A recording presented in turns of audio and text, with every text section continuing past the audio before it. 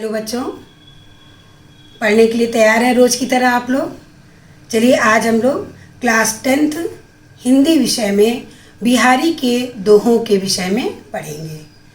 बिहारी रीतिकालीन सर्वाधिक लोकप्रिय कवि हैं। रीतिकालीन कवियों में अगर रीत सिद्ध कवियों की बात करें तो उसमें सबसे पहले बिहारी का नाम आता है।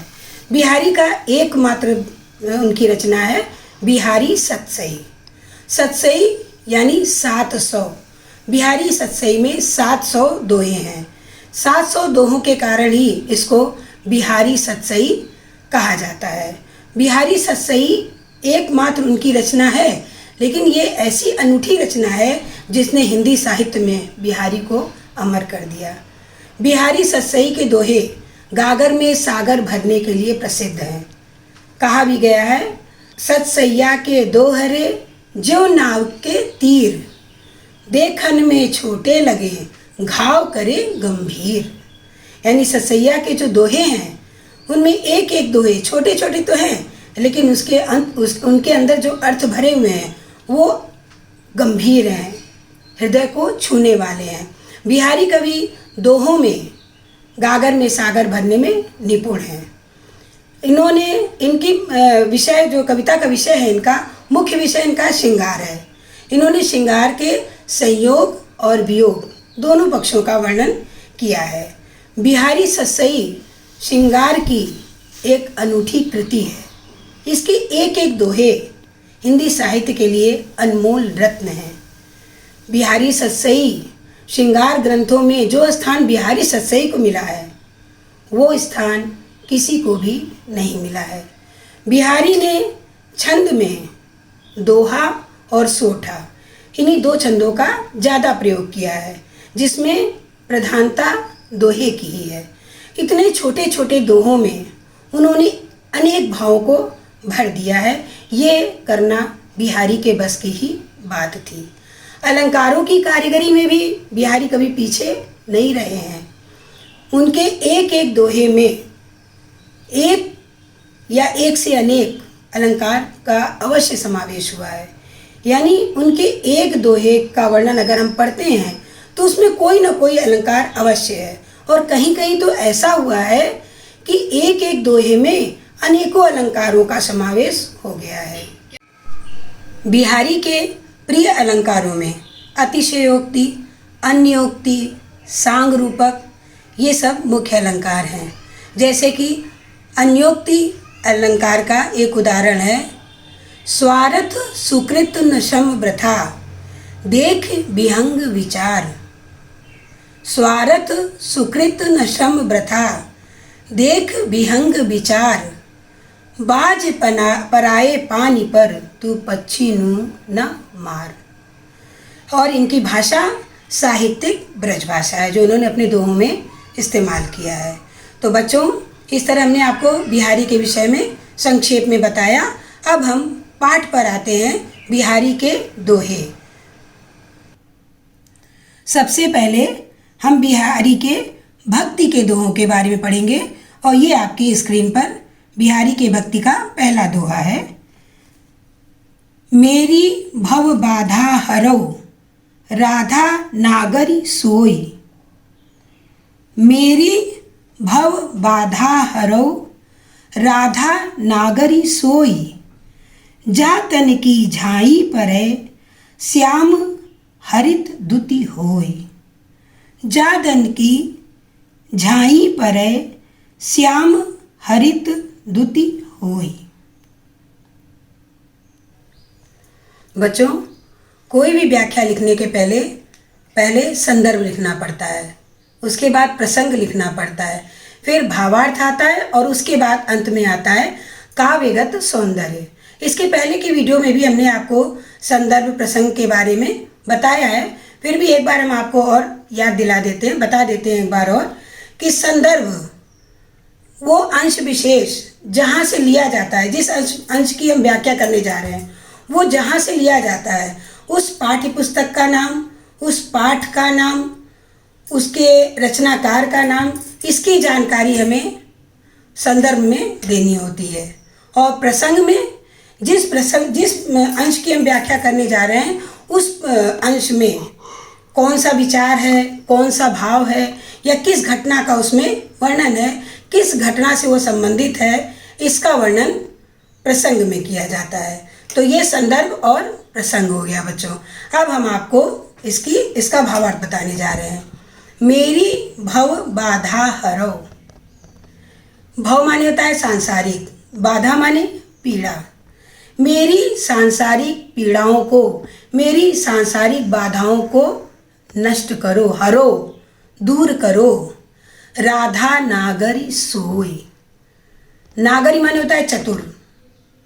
हे चतुर राधा, मेरी सांसारिक बाधाओं को, सांसारिक पीड़ाओं को दूर करो। बिहारी कवि राधा जी से प्रार्थना कर रहे हैं कि हे राधा, आप मेरी सांसारिक बंधनों को, सांसारिक माया मोह को, सांसारिक पीड़ाओं को दूर करें। हे चतुर राधा, इसलिए चतुर कहा है क्योंकि वो जान रहे हैं कि अगर राधा से हमने प्रार्थना की तो मेरी प्रार्थना सीधे कृष्ण भगवान तक पहुंच जाएगी। तो इसलिए राधा को कह रहे हैं कि हे राधा, आप मेरी सांसारिक पीड़ाओं को दूर करें। जा तन की झाई परे। जा तन, तन माने शरीर और झाई माने परछाई। जा तन की झाई परे, यानी जिसके शरीर की परछाई पड़ने पर श्याम हरित दुति होए। श्याम रंग हरा हो जाता है। देखिए बच्चों, यहाँ पर बिहारी कवि हैं तो उनके हर दोहे के दो दो अर्थ निकलते हैं। तो यहाँ पर जो श्याम हरित दुति होए है, यहाँ पर भी इस पंक्ति का दो अर्थ है। श्याम हरित, एक श्याम जो है इसका मतलब कृष्ण भगवान से है कि कृष्ण भगवान हरे हो जाते हैं, यानी प्रसन्न हो जा रहे हैं। हरित माने हरा। जिसके शरीर की परछाई पड़ने पर कृष्ण भगवान हरे हो जाते हैं, यानी कृष्ण भगवान प्रसन्न हो जाते हैं। ऐसी राधा, ऐसी चतुर राधा मेरे सांसारिक कष्ट को दूर करें। और इसका दूसरा अर्थ है श्याम हरित दुति होए। श्याम यानी काला, यानी हम काला से मतलब यहाँ पे हमारी अज्ञानता को लिया है उन्होंने, बिहारी कवि ने, कि हमारे मन में जो अज्ञानता है, जो अंधकार है, जो कालापन है, उसको, जिसकी परछाई पड़ते ही वो हमारे अंदर का जो अज्ञान है, जो अंधेरापन है, वो प्रकाशमान हो जाता है, हरा हो जाता है, द्युतिमान हो जाता है। द्युति माने प्रकाशमान हो जाता है। फिर से इसको देख लो बच्चों। मेरी भव बाधा हरो, राधा नागरी सोई। हे चतुर राधा, मेरी सांसारिक पीड़ाओं को दूर करो। जिसके शरीर की परछाई पड़ने पर कृष्ण भगवान प्रसन्न हो जाते हैं। और दूसरा अर्थ क्या होगा बच्चों? जिसके शरीर की परछाई पड़ने मात्र से हमारे शरीर के अंदर के, मन के अंदर के जो भी अज्ञान हैं, जो अंधकार हैं, वो दूर हो जाते हैं। तो इस प्रकार पहले दोहे का आपका अर्थ हमने आपको बताया, समझ में आ गया होगा। इसके कठिन शब्द हैं बच्चों, हम एक बार बोल दे रहे हैं, आप कॉपी में अपने नोट कर लीजिए। भव माने होता है संसार, बाधा, बाधा माने होता है पीड़ा, हरो दूर करो, नागरी चतुर, तन शरीर, झाई परछाई, श्याम, यहाँ पर श्याम शब्द का दो अर्थ है। एक श्याम अंधेरापन, अंधकार, दूसरा श्याम कृष्ण भगवान। हरित हरा और हरा भरा, यानी हरित का एक मतलब हुआ हरा, हरा भरा, और एक हरित का, उसी हरित का दूसरा अर्थ हुआ प्रसन्न होना। द्युति माने प्रकाशमान, द्युतिमान प्रकाशमान। तो ये आपका शब्द अर्थ हो गया बच्चों, आपने नोट कर लिया होगा और आपको इस दोहे का अर्थ समझ में आ गया होगा। अब हम दूसरे दोहे का अर्थ आपको बताने जा रहे हैं। बच्चों, बिहारी का भक्ति का दूसरा दोहा जो है वो आपके स्क्रीन पर आ गया है, ध्यान से देखिए। मोर मुकुट की चंद्र कनु, यौ राजत नंद नंद। मोर मुकुट की चंद्र कनु, यौ राजत नंद नंद। मनु शशि शेखर की अकस, किय शेखर सत चंद। मनु शशि शेखर की अकस, किय शेखर सत चंद। मोर मुकुट की चंद्र कन। बच्चों यहाँ पर भगवान श्री कृष्ण का वर्णन है कि भगवान श्री कृष्ण ने अपने सिर पर मोर पंख धारण किया। पहले आप समझिए कि इसमें बताया क्या जा रहा है, बिहारी कवि इसमें क्या कहना चाह रहे हैं। भगवान कृष्ण ने अपने मुकुट में मोर पंख को धारण किया है, और अगर मोर पंख को आप ध्यान दीजिए तो उसमें ऐसे दूर से देखे लगता है ना कई चंद्रिकाएं जैसे उसमें बने रहते हैं। मोर पंख में ऐसा लगता है जैसे कई चंद्रिकाएं हैं, और उसी चंद्रिका को लेकर के बिहारी कवि यहाँ पर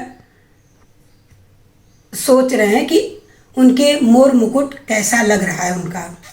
तो मनु मोर मुकुट की चंद्रिकनु, जो मोर मुकुट की जो मोर पंख लगा हुआ है उनके मुकुट में, उसकी जो चंद्रिकाएं हैं यो राजत नंद नंद। नंद बाबा को आनंद देने वाले, नंद नंद यानी नंद बाबा को आनंद देने वाले कौन? श्री कृष्ण। श्री कृष्ण के सिर पर मोर का मुकुट सुशोभित है और उसमें अनेक चंद्रिकाओं जैसा प्रकाश निकल रहा है। जैसे लग रहा है कि उन्होंने मोर पंख नहीं धारण किया, बल्कि अनेक चंद्रिकाओं को अपने सिर पे धारण कर रखा है। तो बिहारी कवि यहाँ कल्पना कर रहे हैं कि जो उन्होंने मोर मुकुट धारण किया है वो ऐसा लग रहा है कि मानो शशि शेखर की अकस। शशि है शेखर पर जिसके, शशि माने चंद्रमा, शेखर शिखर, यानी जिसके मस्तक पर चंद्रमा है। कौन? शंकर भगवान। तो मनु शशि शेखर की अकस, अकस माने होता है ईर्ष्यावश। मनु शशि शेखर की अकस, किय शेखर सत चंद। मानो ऐसा लग रहा है कि कृष्ण भगवान ने भगवान शंकर के ईर्ष्यावश सैकड़ों चंद्रमाओं को अपने सिर पे धारण कर रखा है। ये कवि की कल्पना है। कवि को ऐसा लग रहा है कि शंकर भगवान ने तो एक चंद्रमा धारण किया है, लेकिन मानो ईर्ष्यावश कृष्ण भगवान ने सैकड़ों चंद्रिकाओं को अपने सिर पे धारण कर लिया है। फिर से देखो बच्चों इसको, मोर मुकुट की चंद्रिकनु यो राजत नंद नंद। जो उन्होंने मुकुट में मोर का पंख धारण कर रखा है वो कृष्ण भगवान के ऊपर इतना सुशोभित हो रहा है कि कवि कल्पनाओं में खो गया। उसको ये लगने लगा कि मानो शंकर भगवान से स्पर्धा कृष्ण भगवान की होगी। वो स्पर्धा करने लगे, कॉम्पिटिशन जैसे करने लग गए कि अगर आपने एक चंद्रमा धारण किया है तो मैं 100 चंद्रमाओं को धारण करूँगा। ऐसा बिहारी कवि की कल्पना है। तो एक बार फिर से बच्चों इसको देख लीजिए अर्थ को। मोर मुकुट की चंद्रिकनु यो राजत नंद नंद। मोर मुकुट की जो चंद्रिकाएं हैं वो कृष्ण के ऊपर यो राजत, राजत माने सुशोभित होना, ऐसी सुशोभित हो रही हैं, इतनी अच्छी लग रही हैं कि उनको देख के ऐसा लग रहा है कि भगवान शंकर की ईर्ष्यावश भगवान कृष्ण ने अपने सिर पे सैकड़ों चंद्रमाओं को धारण कर लिया है। तो बच्चों ये आपका दूसरे का अर्थ हो गया। हम एक बार आपको दोनों फिर से बता देते हैं। एक बार फिर से बताते हैं बच्चों आपको कि पहले दोहे में राधा से बिहारी कवि प्रार्थना करते हैं कि मेरी सांसारिक बाधाओं को दूर करो, क्योंकि राधा की परछाई पड़ने मात्र से कृष्ण भगवान प्रसन्न हो जाते हैं। ऐसी राधा मेरी सांसारिक पीड़ाओं को दूर करें। और दूसरे में उन्होंने मोर मुकुट की बात की है और चंद्रमाओं को धारण करने की बात की है, जिसमें उन्होंने ईश्वर शंकर भगवान से स्पर्धा की है। तो इस तरह दोनों दोहों का अर्थ मैंने आपको बता दिया। आपको समझ में आ गया होगा बच्चों ये तो रहा आपका भावार्थ, बिहारी के दोहों का अर्थ। अब इसके बाद आता है बच्चों काव्यगत सौंदर्य, जिसमें रस श्रृंगार रस है, भक्ति रस है, फिर छंद है जो वो दोहा छंद है, जैसा कि अभी मैं आपको पहले ही बताया, जब बिहारी के विषय में आपको बता रहे थे तो हमने बताया कि इनके रचनाओं में दोहा चंद की ही प्रधानता है। अलंकार इसमें है हरो राधा नागरी, र शब्द की आवृत्ति हुई है, इसलिए यहाँ पे कौन सा अलंकार है बच्चों? अनुप्रास अलंकार। आपके पढ़ाते समय आपके कोर्स में ये कई बार आ चुका है, अनुप्रास अलंकार, जहाँ पर शब्दों की आवृत्ति बार बार होती है। और इसके बाद है हरित द्युति। यहाँ पर बच्चों शेष अलंकार है, क्योंकि एक ही शब्द में दो अर्थ चिपके हुए हैं। श्लेष शब्द का अर्थ होता है चिपकना, चिपका हुआ। तो इसमें हरित द्युति शब्द में दो अर्थ निकल रहे हैं, दो अर्थ चिपके हुए हैं, इसलिए यहाँ पर शेष अलंकार है। इनकी भाषा साहित्यिक ब्रज भाषा है बच्चों, और शैली इनकी मुक्तक है। बच्चों अब दूसरे दोहे का काव्यगत सौंदर्य आपको बताते हैं। इसमें भी रस आपका श्रृंगार रस है, छंद आपका दोहा छंद है, अलंकार मोर मुकुट। मोर मुकुट में म शब्द की आवृत्ति हुई है, तो कौन सा अलंकार होगा? आप तुरंत पहचान गए होंगे। कौन सा अलंकार है बच्चों इसमें? अनुप्रास अलंकार। शशि शेखर, इसमें भी कौन सा अलंकार है बताइए, सोचिए जरा।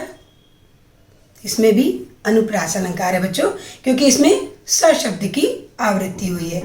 मनु शशि शेखर की अकस, बच्चों इसमें उत्प्रेक्षा अलंकार है। हमें लगता है पढ़ाते समय ही आपको समझ में आ गया होगा, क्योंकि इसमें मनु शब्द आया है। हमने एक वीडियो में आपको उत्प्रेक्षा अलंकार बताया था, तो उसमें हमने आपको बताया था कि जब उत्प्रेक्षा अलंकार होता है तो उसमें अधिकांशतः मनु, मनो, मानो, जनु, जानो इस तरह के शब्द आते हैं, जहाँ पर उपमेय में उपमान की संभावना की जाती है। तो यहाँ पर भी बच्चों उपमेय में उपमान की संभावना की गई है, और मनु शब्द आया है जो संभावना को व्यक्त कर रहा है। तो इस प्रकार बच्चों मनु शशि शेखर की अकस, इस पंक्ति में उत्प्रेक्षा अलंकार है। तो बच्चों ये आपका हो गया काव्यगत सौंदर्य। हमने आपको दोनों दोहों में पहले आपको संदर्भ बताया, फिर प्रसंग बताया, उसके बाद आपको भावार्थ समझाया, और अब अंत में आपको हमने काव्यगत सौंदर्य बताया। बच्चों आपको समझ में आ गया होगा। फिर भी जो हम हर वीडियो में आपसे कहते हैं बच्चों कि ध्यान से देखिए, सुनिए, उसको समझिए, पढ़िए। फिर भी कोशिश करने के बाद भी अगर कोई शब्द नहीं आता, कोई शब्द कठिन है, कहीं आपको भावार्थ नहीं समझ में आ रहा है, तो आप हमसे निसंकोच पूछिए, हमें भी अच्छा लगेगा। अब आज की पढ़ाई यहीं पर बंद करते हैं बच्चों। अगले वीडियो में हम इसके आगे का पढ़ेंगे। स्वस्थ रहिए, खुश रहिए।